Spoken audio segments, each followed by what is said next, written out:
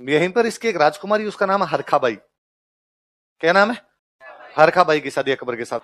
और मानबाई की शादी की गई जहांगीर से। कैसे की गई?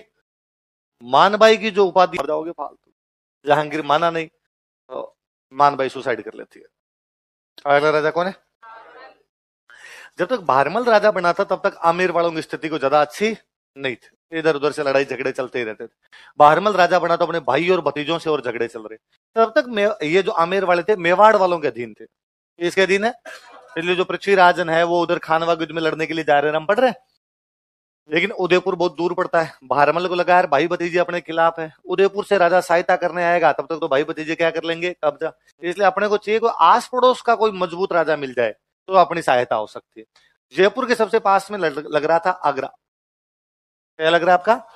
जयपुर से आगरा नजदीक पड़ता, उदयपुर दूर है, आगरा नजदीक है। तो अगर आगरा का राजा अपनी सहायता कर दे तो ठीक रहे। आगरा में राजा अकबर। कौन राजा? इसलिए अकबर से मिलने के लिए जाता है। अकबर से मिलने के लिए एक नारनौल में सूबेदार हुआ करता उन दिनों में, अनिल कपूर, मजनू खां, क्या नाम था? फिर मजनू भाई के पास जाता है, यार मजनू भाई मेरी एक बार मुलाकात करवा दो अकबर से। कैसे करवा दो? मजनू भाई इसको अकबर के पास ले गए। मजनू भाई जाके अकबर से मिलवाया। इसने अकबर कहा भाई मैं आमेर का राजा हूं, तू आगरा का है, अपने संधि कर लेते हैं आपस में, तू मेरी सहायता कर दे, मैं तेरी जरूरत पड़ेगी तब तेरे काम आ जाऊंगा। और अकबर ने तब कोई ज्यादा इंटरेस्ट दिखाया नहीं। अकबर ने कहा देखते हैं, बाद में देखेंगे अपने। आप यदि जोधा अकबर मूवी देखते हो तो उसमें के अंदर एक सीन है, उस मूवी के अंदर एक हाथियों की लड़ाई हो रही है। अकबर ऊपर खड़ा खड़ा देख रहा है, नीचे हाथियों की लड़ाई से डर के लोग भाग रहे हैं इधर उधर। अचानक एक बंदा भीड़ में से निकलता है, उन हाथियों के बीच में जाता है, दोनों हाथियों को साइड में करता है। अकबर ऊपर खड़ा खड़ा पूछता है ये कौन है जो लड़ते हाथियों के बीच में अंदर जाके घुस गया? ऊपर खड़ा उसका मंत्री बताता है कि आमेर का राजा भारमल है। आमेर का राजा। उस समय वो जब भारमल वहां गया हुआ तो साथ में कौन है? मजनू भाई उसके साथ में है। पर तब अकबर ने को ज्यादा भाव दिए। थोड़े दिनों बाद अकबर जा रहा है ख्वाजा मोइनुद्दीन चिश्ती की दरगाह पर जियारत करने के लिए। मैंने कई बीच बीच में बात की, हमने 14 बार गया था इस दरगाह पर, 18 गांव दान में दे रखे थे। तब हमने सांगानेर से थोड़ा आगे रुका हुआ था अकबर। तो भारमल लगा इस बार तो नजदीक आया हुआ है, तो भारमल फिर एक बंदे की सहायता से मुलाकात करता है। इस बार बंदे का नाम है चगताई खां। क्या नाम था? और अकबर को वापस कहा गया यार इस बार तो नजदीक आए हुए हो, तो देख लो यार, आप चलो आमेर चलो और आमेर चल के संधि कर लो। और अकबर ने कहा कि पहले भाई मैं देखो घर से जब निकला तो ये कह के निकला था मंदिर जाऊंगा, मस्जिद जाऊंगा, दरगाह जा रहा हूँ, पहले मैं दरगाह पे धोख लगाऊंगा, आते टाइम मैं देख लूंगा। तो अकबर दरगाह गया। अजमेर से जब वापस आ रहा था तो अकबर रुका हुआ था सांबर। कहाँ रुका हुआ? ये 1562 में वहां सांबर जाता है, सांबर जाके अकबर से संधि कर ली। राजस्थान का पहला राजा जिसने अकबर की अधीनता स्वीकार कर ली थी कौन था? याद रहेगी। किसकी सहायता से अकबर से मुलाकात करता है, कब संधि करता है, कहां करता? मुगल अधीनता स्वीकार की थी। यहीं पर इसकी एक राजकुमारी, उसका नाम है हरखाबाई। क्या नाम है? हरखाबाई की शादी अकबर के साथ करता। लिखो, सांबर में अपनी राजकुमारी हरखाबाई का विवाह अकबर से करता। He married his princess Harkhabai to Akbar at Sambhar. Harkhabai की उपाधि है मरियम उज्जमानी। क्या उपाधि है? लिख लो, हरखाबाई की उपाधि। फिर भारमल की खुद के बेटा था इन्हें। मैंने बताया था राजाओं के जब बेटे नहीं थे तो परिवार में और किसी बंदे को गोद लेके क्या बनाते राजा। तो जो अगला राजा बनाया गया वो है भगवंत दास।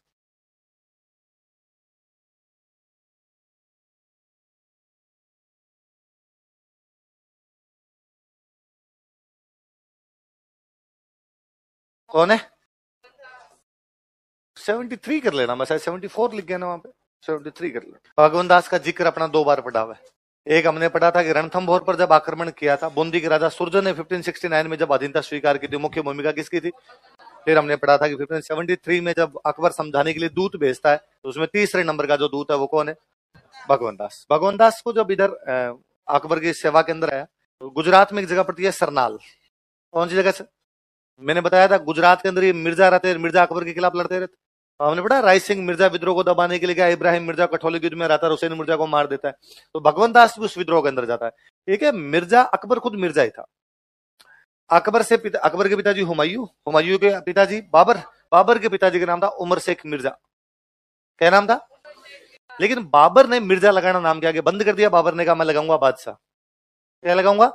तो बाबर से पहले वाले जितने वंशज थे वो क्या लगाते? मिर्जा। बाबर के बाद वाले क्या लगाने लगे? बादशाह। अच्छा ठीक है, बाबर ने तो कह दिया कि मैं बादशाह लगाऊंगा, तो बाबर तो बेटे पोते जो होंगे वो क्या लगाएंगे? बादशाह। और बाबर के जो भाई वगैरह थे वो तो मिर्जा ही लगाते। इसलिए मिर्जा जो भी थे भाई बंधु थे, गुजरात में रहा करते थे। गुजरात बहुत पैसे वाली जगह थी, इसलिए गुजरात जिस किसी के पास होता वो राजा से लड़ाई कर ही लेता। सर बुलंद खान करके, तो ये मिर्जा अकबर के खिलाफ यहाँ विद्रोह कर देते हैं। तो इस विद्रोह को अलग अलग लोगों ने दबाया। रायसिंह गए दबाने के लिए कठौली साइड में, सरनाल गुजरात में एक जगह पड़ती है, वहां विद्रोह दबाने के लिए कौन गया? भगवंत दास। भगवंत दास विद्रोह दबाता है, अकबर बड़ा राजी होता है, और अकबर ने राजी होकर इसको नगाड़ा व झंडा भेंट किया। क्या भेंट किया? इसका मतलब यह है कि आज के बाद भगवंत दास जी जब भी दरबार में आएंगे तो इनके स्वागत में बजाए जाएंगे नगाड़े, इनके स्वागत में लहराए जाएंगे। तो भगवंत दास जीत के नगाड़े बजाओ रहे, भगवंत दास जीत के झंडे लहरा दिए जाए, तो नगाड़ा और झंडा दिया गया। इसका मतलब यह है कि नगाड़े बजाए जाएंगे, झंडे। पहले नगाड़े बजाने का अधिकार हर किसी के पास नहीं होता। जैसे आप बादशाह की टेरिटरी में प्रवेश करते हो, नगाड़े बंद, नगाड़े नहीं बजा सकते। लेकिन भगवंत दास को कहा गया कि नहीं साहब, भगवंत दास आएगा तो क्या बज सकते हैं? बात समझो। इसका मतलब ये कहता ही नहीं है कि अकबर ने भगवंत दास को कहा कि ये लो नगड़ा और बजा के दिखाओ देख। इसका मतलब भगवंत दास जी आएंगे तो स्वागत में क्या बजाए जाएंगे? नगड़ा। फिर अकबर ने भगवंत दास को भेज दिया पंजाब। कहां भेज दिया? 7 साल पंजाब रहा था। कितने सालों तक पंजाब का गवर्नर था? इसकी एक राजकुमारी, उसका नाम है मानबाई। क्या नाम है? और मानबाई की शादी की गई जहांगीर से।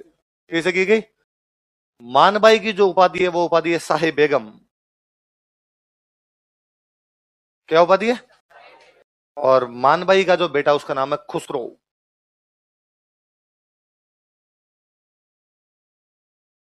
क्या नाम है? लिखो देखे।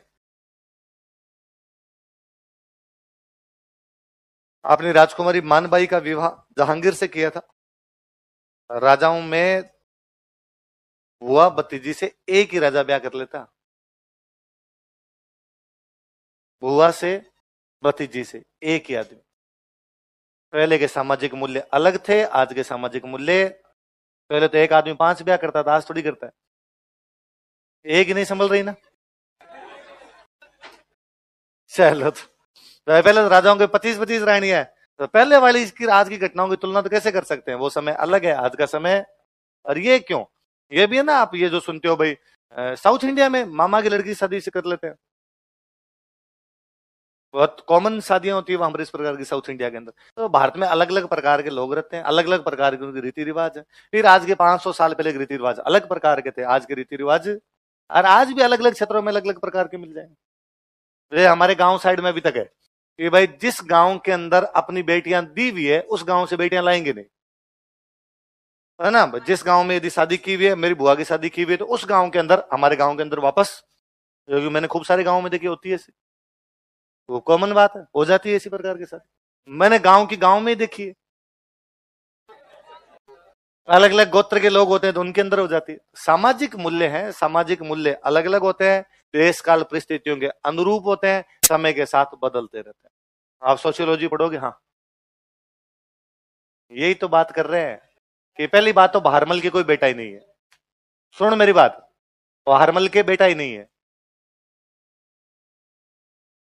यूं रिलेटेड कोई 5 परिवार दूर में कोई है तो उससे क्या लेना देना है? ऐसे तो हमने पढ़ा था कि बूंदीवाड़ा बुद्ध सिंह और बूंदीवाड़ा दलेल सिंह, वो दोनों सवाई जय सिंह एक बहन से एक बेटी से शादी किए हुए हैं।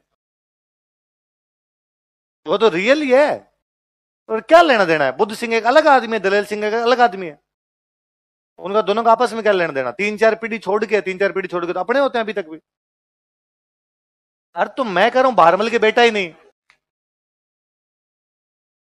बहारमल के भाई मेरे एक अंकल है और मेरे अंकल के औलाद ही नहीं है, तो फिर उसके कौन सी बुहार, कौन सा बेटा?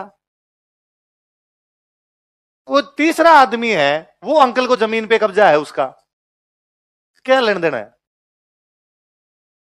मैं इसीलिए मैं बोला कि बहारमल के बेटा ही नहीं है, इसलिए एक 3rd पर्सन परिवार से लाके भगवंत दास बिठाया गया। उनके परिवार क्यों आज होती है? मैं कहता हूं अभी तक तुम परिवार में देखोगे आसपास में तब मिल जाएगी, इसमें तो कोई अलग सी बात ही नहीं है, बहुत कॉमन कॉमन सी बात है इस प्रकार की चीजें तो।